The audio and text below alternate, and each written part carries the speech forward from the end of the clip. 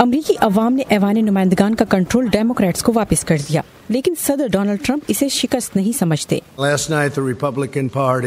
گزشتہ رات Republican party نے تاریخ رقم کی اور سینٹ میں اپنی اکثریت میں اضافہ کیا، جبکہ ایوان زیریں کے لیے وسط مدتی انتخابات میں ان کی کارکردگی توقعات سے بڑھ کر رہی۔ ہم ڈیموکریٹس کے مالدار امداد دہندگان کی جانب سے انتہائی بڑی مقدار میں فنڈز اکٹھے کرنے اور میڈیا کی انتہائی معاندانہ کوریج کے باوجود اس میں کامیاب رہے۔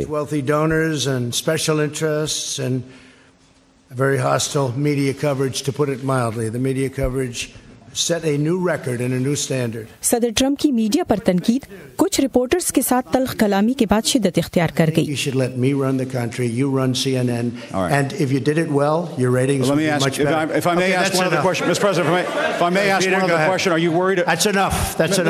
الیکشن میں ناکامی کے بعد صدر ٹرمپ کا لہجہ ماضی کے صدور کے مقابلے میں مختلف تھا۔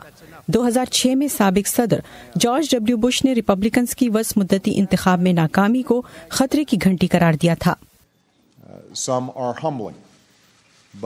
ہر الیکشن اس سے قطع نظر کہ اسے کون جیتا ہے یا کون ہارتا ہے، اس بات کی یاد دہانی ہے کہ ہماری جمہوریت میں طاقت ان کے پاس نہیں جو عہدوں کے لیے منتخب ہوتے ہیں، بلکہ ان کے پاس ہے جن کی خدمت کے لیے ہمیں منتخب کیا جاتا ہے۔ مڈ ٹرم کے نتائج سے واضح ہو گیا ہے کہ امریکی ووٹرز صدر ٹرمپ پر شدید تقسیم کا شکار تھے، اور تجزیہ کار کہتے ہیں کہ صدر ٹرمپ کی میڈیا پر تنقید سے اس تقسیم میں ممکنہ طور پر اضافہ ہوگا۔ اگر آپ وائٹ ہاؤس کی پریس بریفنگ کو اس ذریعے کے طور پر دیکھیں جس سے امریکی صدر کے ساتھ بات چیت کر سکتے ہیں اور سخت سوالات کر سکتے ہیں، تو یقیناً یہ تکلیف دہ ہے۔ سخت بیانات کے باوجود صدر ٹرمپ نے ڈیموکریٹس کے ساتھ ایوان میں کام کرنے کے سوال پر مصالحتی لہجہ اپنایا۔